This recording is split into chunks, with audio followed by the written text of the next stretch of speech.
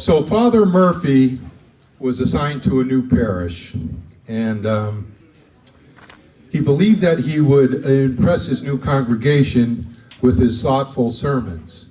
Unfortunately, his sermons were long-lasting and seemed to be getting lengthier every passing week. And during his sermon on one Sunday, Clancy stands up in the middle, in his pew, walks right down the middle aisle and out the front door of the church. And the father was kind of thrown back, but kept going.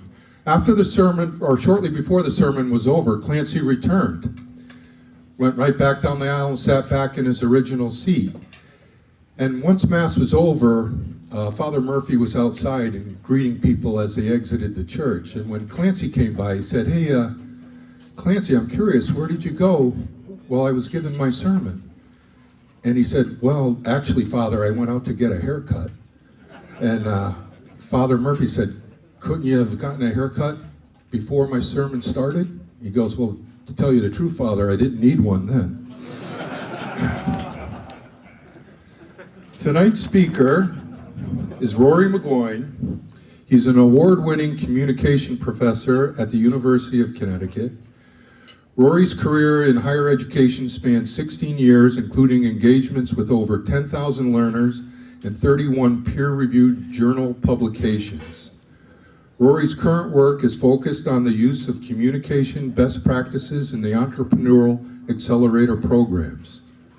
Rory is also an entrepreneur himself, who owns and operates his own consulting firm, in which he shares his expertise in communication with businesses across a diverse spectrum of industries. In addition to his professional engagements, Rory is also a proud servant of the Irish American community as an active member of the Hartford Gaelic Athletic Association. So if you have any kids, grandkids, or you're young enough yourself, please contact Rory. He'll get you signed up for some hurling and Gaelic football. And he's also a member of the Hartford Ancient Order of Hibernians, Division II. As well as an ambassador of the Irish American Home in Glastonbury, and just recently he received the 2022 National 40 Under 40 Irish Echo Award. And I have personally had the pleasure to work with Rory on a few projects that he was specifically sought out after to participate in for his expertise in communication. And when Rory decided to come on board with these projects, it was like being on a hockey team and just finding out you acquired Wayne Gretzky. You instantly know you're going to score more goals, or in our case, achieve more goals, but you just can't possibly imagine how many. So I suggest to all of you, keep in your seats. Don't go out to get a haircut. Because I'm sure you're going to find Rory's words inspirational and entertaining. So without further ado, I'd like to introduce tonight's guest speaker, Dr. Rory McGloin.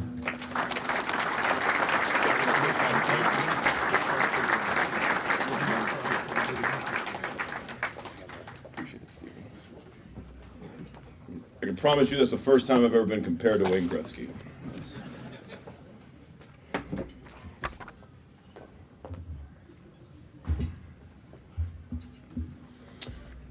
We're good? Cheers. All right. Good afternoon, everybody. Dan called me a couple weeks ago to say that he endorsed me to speak as a speaker for this event. And as many of you know, when Dan Nolan calls you to ask for a favor, you need to do everything you can to fulfill his wish, because he would do everything he could to fulfill yours. So I told him, sure, give me a few days to think about it. And he said, no, you're booked, and I'm also going to need you to fill at least 2 tables. Despite being a few inches taller than Dan, he's someone who I look up to. To me, Dan holds many qualities that we can all admire. He's a gentleman who served his country and his community, a man whom I've grown to know as someone who is always willing to give his time and his money to those in need. And lastly, he is someone that holds his Irish heritage in great regard. Thank you, Dan, for the invitation. I'm genuinely honored to be in this room with so many tremendous people who I've also looked up to over the years, let alone be given the chance to stand in front of a microphone.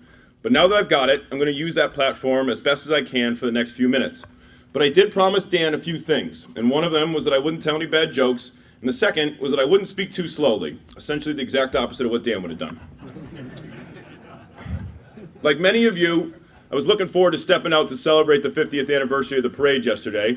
And while we'll have to wait one more week, I did want to take a moment to acknowledge the event itself and the massive debt of gratitude that we owe to all those who have made it their mission over the past 5 decades to ensure that the streets of Hartford belong to the Irish and their friends the second Saturday of every March.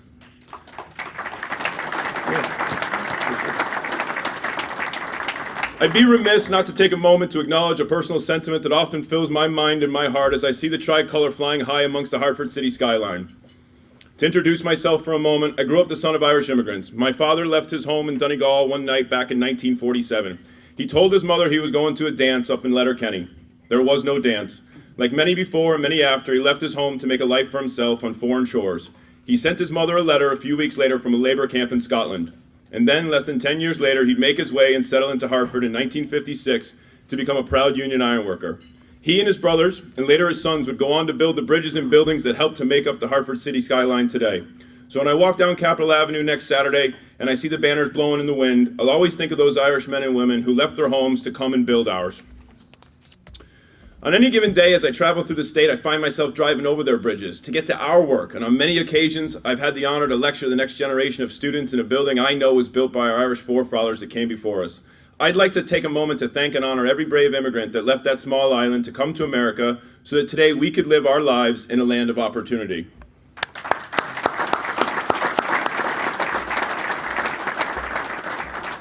All right, let's get into it. It's the month of March. And we know that for us, the month of March symbolizes something special. It's a celebration of our heritage, a holy month where we extend our warm hearts and our big arms to offer a céad míle fáilte to everyone who wants to say those 2 special words, I'm Irish.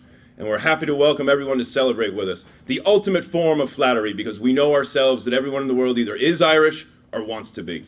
It's been 2 years since we've come together to step out and celebrate our great traditions, 2 years that at times felt like an eternity. As we reflect back on the past 2 years, it's easy to think about how much has changed. The masks, the vaccinations, the mandates, the rules. It's become part of our nomenclature to describe the post-COVID world as the new normal.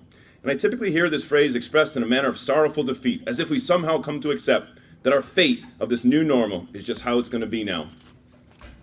Like many of you, I spent a lot of time thinking about the implications of all these changes during our quarantine and our mandatory lockdowns, and I found myself getting lost in my childhood memories, thinking back to the good old days before social media and social distancing. So I'll tell you a little story. When I was growing up, I spent every summer in Ireland, on the land where my mother was born. It's a tiny parish called Curla, outside of a small border town in Swanlin Bar, nestled in the most western corner of County Cavan. It's a place I'm certain that you've never been, a place that doesn't appear in any Lonely Planet guidebooks, and I'm absolutely positive that the GPS unit that you have from Dooley Rental Cars in Dublin won't register in this area. In fact, it was overlooked by your man himself, Oliver Cromwell the English, in 1660 due to the aspects of its land. And to be honest, in all my travels throughout the world, it's a place almost like no other, because it would give you the impression when you come to visit that time had seemingly stood still, and that the values and culture of a forgotten period were still alive and well in this lovely place that I have the pleasure to refer to as my second home. As a child, I'd spend my summers helping out around the farm. For a moment, if we were to interview my Uncle John, a man known for his deep bellowing roars and hearty appetite, I'm quite positive he would not corroborate my version of helping. In fact, like many Irish farmers, I'm sure he would have said something along the lines of, "That Yankee child just getting in the way again, hey." But I tried my best.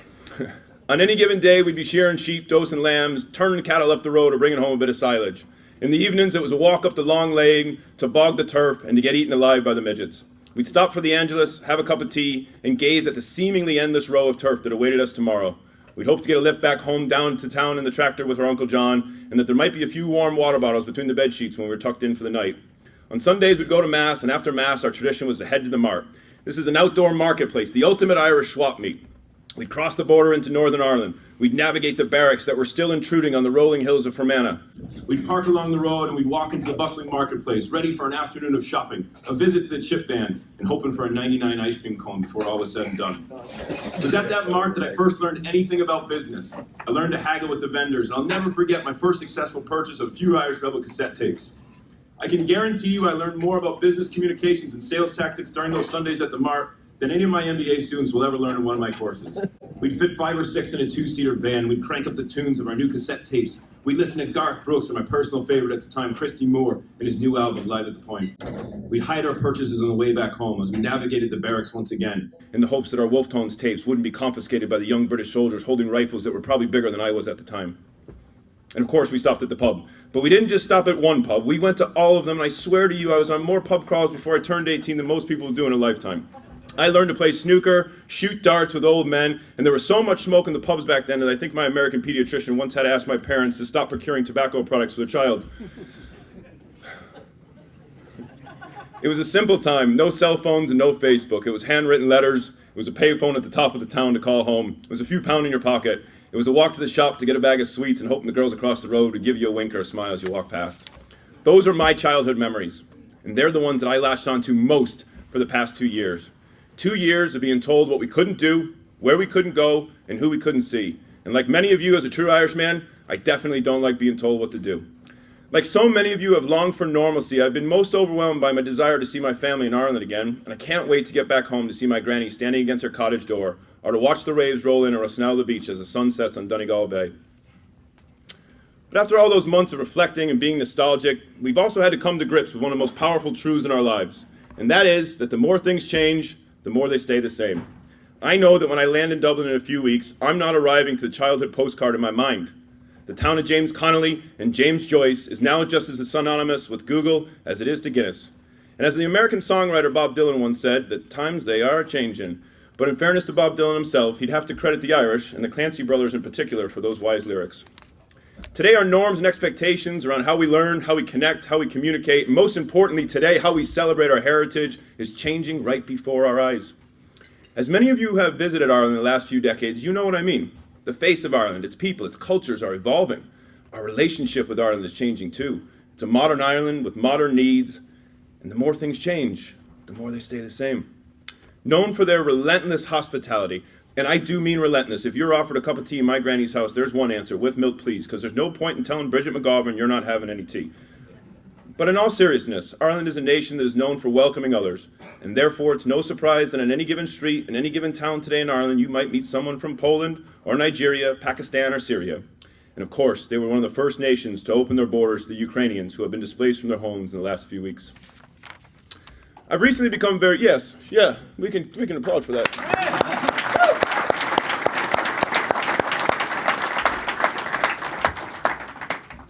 I've recently become very good friends with one of these displaced individuals who now calls Ireland his home. The young man's name is Abood Al-Jamali. Abood, who also goes by the Irish name of Bonner, was born in Iraq, and his family were displaced from their home during the war. They moved to Dublin in 2008 when he was 9 years old. Abood didn't speak any English, or Irish for that matter, when he arrived, and was known for two things: being a Muslim and having very strange food with him at school. However, Abood was quick to find the GAA, and he became obsessed with Gaelic games and hurling in particular. And over the next several years, he grew into his role in the local GAA club. Abood would go on to learn English and Irish and earn his law degree. And today, Abood travels the country by bus to share his story and to aspire a culture in which everyone in Ireland can belong. You can see Abood all over social media, LinkedIn, and as a sponsor for AIG's diversity and inclusion events. But Abood credits the GAA for helping him to assimilate into the Irish way of life. But in fairness, having become friends with Abood, he's as Irish as they come. His accent is pure Dublin. He's pucked a ball over the bar in Croke Park, and he loves the full Irish. I'm proud to tell you his story, and if there's any aspiring politicians in this room, please reach out to me. This man will be an Irish diplomat someday, and he may not look like the face of Ireland's past, but he'll certainly represent a part of its future. So I chat with my cousins back home about once or twice a month. My cousin Fiona is a reporter for the Leitrim Observer, and she has a penchant for telling stories only matched by myself. I spoke to her this week and I asked her, what do the Irish natives think about all these refugees that arrive to Ireland every year? She paused, and then she spoke very poignantly. How could we not accept these people? How could we not welcome these immigrants? For haven't we, the Irish, left ourselves, year after year, generation after generation, only to land on every foreign shore in the world? To lighten the mood, I interrupted and I said, well, yeah, I suppose you're right. There is an Irish pub in every corner of the world to prove your point. She continued on. We see it as our responsibility to repay the favor, so to speak, because our people ask the same of so many other nations. Irish culture itself has been transformed by all the other nations and people who have taken us into our homes, so it's only right that we would welcome them. It was a profound truth for me, the son of Irish immigrants, living his in America today. Yet, as Ireland's identity has evolved over the last couple of years, they may once again look west, to a land beyond the wave, to their American comrades for support and guidance. In my conversations with my cousins, I realized that I may have a privilege to see something from a different perspective that may not always be visible to them. I see many of our fellow Americans grasping for a sense of tradition, for a sense of culture, and the desire to be part of something bigger. And of course, I see all of you. I see you here today, surrounding one another, coming together under one banner, under one motto, proud to be Irish. It's nostalgic for sure, but it's ours and nobody can take it from us. And that's what makes it so special. Speaking of nostalgia, I need to share one last story that took place recently, and I promised a man that I would share it all with you today. Last weekend, a man that many of you would be quick to recognize by the sound of his voice was in Hartford. A man that many of you have sang along with for years as he toured the world for the last 4 decades. The man was Derek Warfield, a founding member of the legendary Wolfe Tones Band. As some of you know, the show in Glastonbury was unfortunately canceled at the very last minute. We were all disappointed, but maybe no one more devastated than Derek himself. Myself and a few friends stuck around to give the band a hand to load the gear up and to let them know we were equally disappointed, but to also let them know that on behalf of the Irish community here in Hartford that they were cherished and revered and welcomed back anytime. As the tables were folded up and the chairs were stacked, I saw Derek in the corner and I took an opportunity to pull up a chair and have a chat with the old gentleman. He told us a few stories from his travels and his views on the world today, and then I took the chance to tell him a story of my own. Back in 2006, I was just starting out my career at UConn. I wrote a research paper on the role of modern music in the Irish Republican movement. I leaned heavily on many of the Wolfe Tones lyrics to evidence the ability for music and harmony to help articulate and galvanize many of the most poignant moments in the contemporary fight for Irish freedom. Later that year in 2006, I was at a Wolfe Tones concert up in Western Mass, and in a very Irish way, my father was adamant that I bring the paper along with me because he was sure they would love to read it.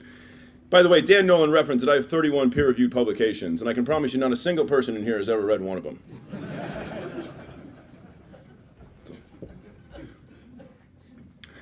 If you've met my father, Joe, you know it was just easier to oblige. Stick the paper in the car because you're not winning the argument. I brought the paper, and as luck would have it, I found myself standing next to the van as the boys were loading up. A much younger Rory introduced himself and quietly offered a copy of the manuscript to Derek as we exchanged pleasantries. He was gracious, he took a copy, and I left feeling rather satisfied that he might give it a glance on the road to the next show. For me, however, the manuscript would go on to be my very first conference presentation and sits proudly as the first line of my CV today. I had the chance to recount the story to Derek last week, and he interrupted me quite confidently at the end to say, I remember, I've got many gifts on the road, but nobody's ever given me a research paper before. He became quite serious, and his Dublin brogue hushed to a whisper. Unbeknownst to me at the time, Derek is an avid researcher himself, and he holds very strong and unsurprising opinions about the way history has been written about the Irish. He's done books and solo albums that dive deep into Irish history with a mission and platform to share, as he calls it himself, the objective truth of the Irish and their impact on the world. Those are his words. He then says to me with an air of great pride, did you know that during the Revolutionary War, George Washington had 7 secretaries and they were all Irish? I responded, no, I didn't know that. Did you know that George Washington declared St. Patrick's Day a holiday to his troops to boost morale in 1780? No, I didn't know that either, and now I'm starting to feel a bit foolish. He then says, are you familiar with the Friendly Sons of St. Patrick's? Yes, I perked up, excited to answer the headmaster's question correctly. In fact, I told him I've been asked to speak at the annual Hartford dinner next week. He continued on. Did you know that George Washington became an adopted member of the Friendly Sons of St. Patrick's in 1782? And he knew better than to let me answer another question. He then leaned over to his son, who manages the band down the road, and like any great Irish father-son relationship, the son seemed to know what to get out of the van without ever being truly asked. A few minutes later, his son Pierce arrived back and he handed his father a book and a CD. Derek was now sanding as I sat like a pupil in the classroom in front of him. He held the book and the CD in his hand and with great pride said to me, I researched this role of the Irish in the Revolutionary War for 8 years just so I could write this album. I wanted to write music that would celebrate the role that the Irish played in not only Ireland's freedom, but the freedom of the United States as well. It was a rather profound moment and one that I won't soon forget.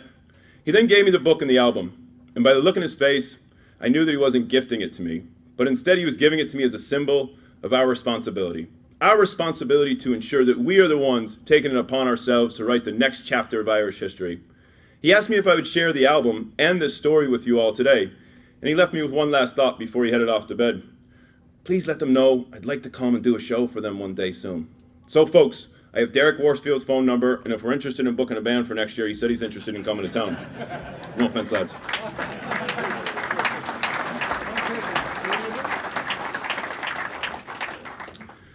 As the past 2 years have significantly shifted our way of life, our responsibility to protect and celebrate our culture has only increased. As we pass the baton from one generation to the next, we must continue to support one another and serve as individual leaders, united by one cause and a commitment to uphold the integrity of our names. Those Irish names that came before and the names of those who will come after. These past few years have changed us all, and they've taught us a lot about who we are and our resiliency. As we go forward, we must continue to celebrate our culture, but also be reminded that our ability to preserve our values and our way of life hinges on our ability to grow and evolve. Furthermore, if being together in person like we are tonight is something that we value, then we must always make the commitment to return here every year and to promise to carry these values into our families, our neighborhoods, and our businesses throughout the year. So today, I want to call us into action. What will you choose to do with your platform and your voices?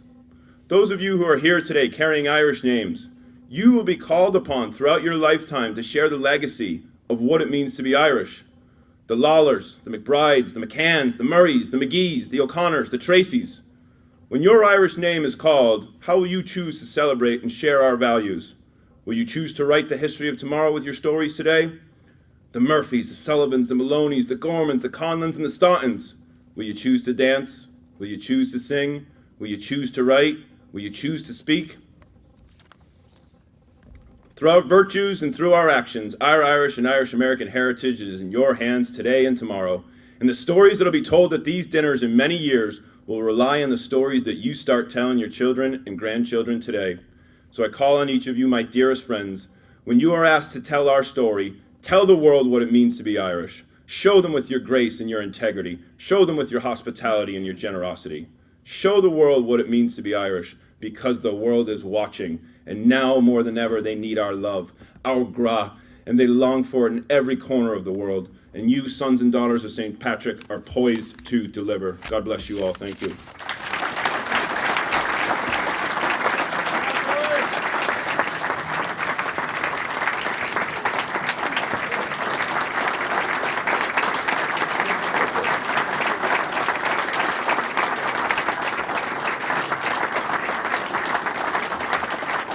Excellent job, Rory. Give it up, Rory McGloin. Thank you very much.